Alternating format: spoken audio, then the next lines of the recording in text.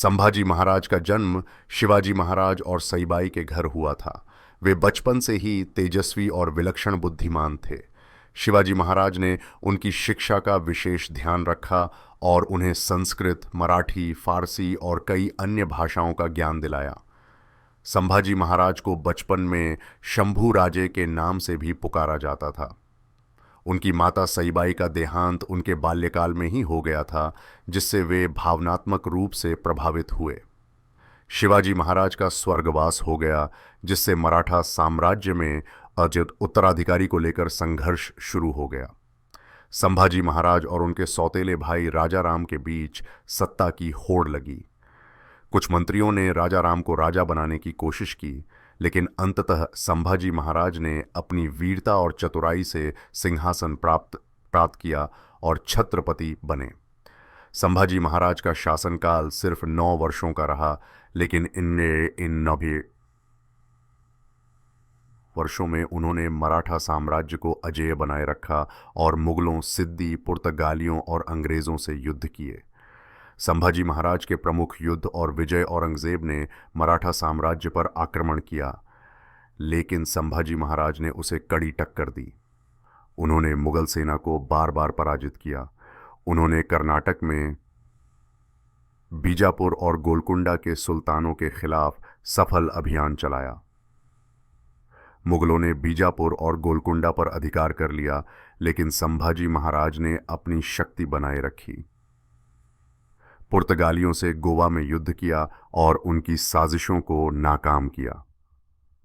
संभाजी महाराज एक वीर योद्धा थे, जो खुले युद्ध और गुरिल्ला रणनीति दोनों में निपुण थे।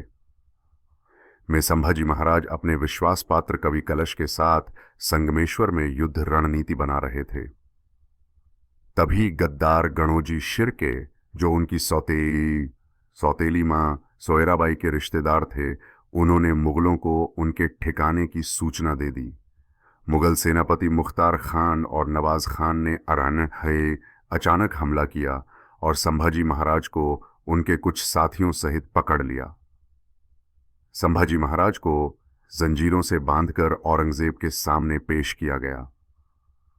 वे बंधे होने के बावजूद निडर थे और उन्होंने औरंगजेब को घूर कर देखा। उन्हें भारी बेड़ियों में डालकर मुगल छावनी में लाया गया। औरंगजेब ने संभाजी महाराज को इस्लाम कबूल करने के लिए कहा और 3 शर्तें रखीं। इस्लाम धर्म स्वीकार करो, वरना मौत के लिए तैयार रहो। मराठा राज्य और सेना को मुगलों के हवाले कर दो। मुगल सम्राट औरंगजेब की अधीनता स्वीकार कर लो।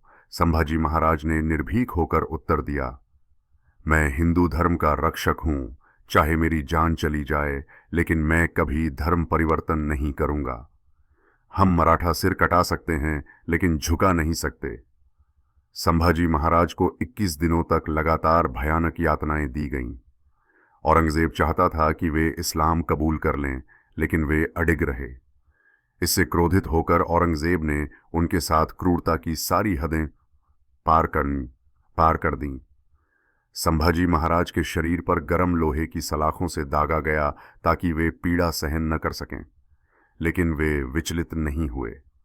मुगल सैनिकों ने उनकी आंखों को निकालने की कोशिश की, लेकिन वे दर्द सहते रहे और उफ तक नहीं की। संभाजी महाराज ने औरंगजेब के खिलाफ कठोर शब्द कहे, जिससे क्रोधित होकर उनकी जीभ काट दी गई ताकि वे कुछ बोल न सकें। उन्हें दर्द देने के लिए उनके हाथ पैर के नाखून जबरदस्ती उखाड़ दिए गए। हर दिन उनके शरीर के हिस्से को धीरे धीरे काटा गया। उनके मांस को शरीर से अलग कर दिया गया, लेकिन वे फिर भी मुस्कुराते रहे और हर हर महादेव का जय घोष करते रहे। संभाजी महाराज को फटे पुराने कपड़ों में गधे पर बैठाकर पूरे औरंगाबाद में घुमाया गया ताकि उनका अपमान हो, लेकिन उन्होंने इसे भी सहन किया और सिर ऊंचा रखा।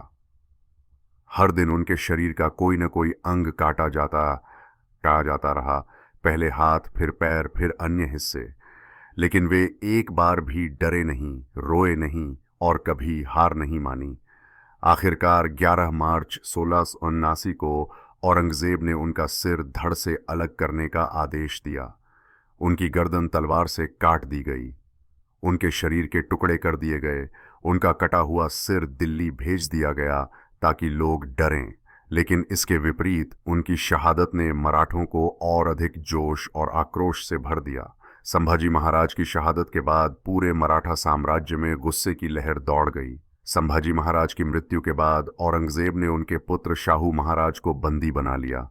यशुबाई को इस बात का आभास था कि मुगलों का उद्देश्य मराठा साम्राज्य को समाप्त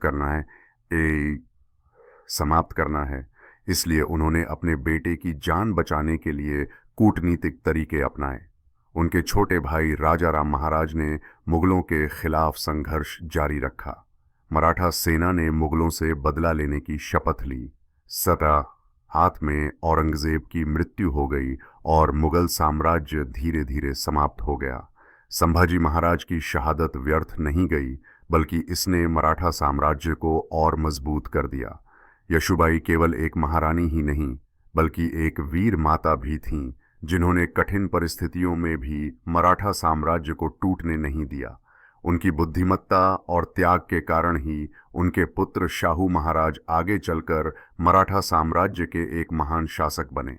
धर्म और स्वाभिमान के लिए जीवन देना भी महानता है। शत्रु कितना भी शक्तिशाली क्यों न हो, सत्य और साहस की जीत होती है। बलिदान व्यर्थ नहीं जाता, वह आने वाली पीढ़ियों को प्रेरित करता है। ऐसे ही और वीडियो और कहानियों के लिए हमारे चैनल को सब्सक्राइब करें, शेयर करें और लाइक करें। नीचे दिए गए बेल आइकन पर क्लिक करें ताकि आपको हमारी नई वीडियो सबसे पहले मिले। आपके सपोर्ट से हमें और बेहतर कंटेंट बनाने की प्रेरणा मिलती है।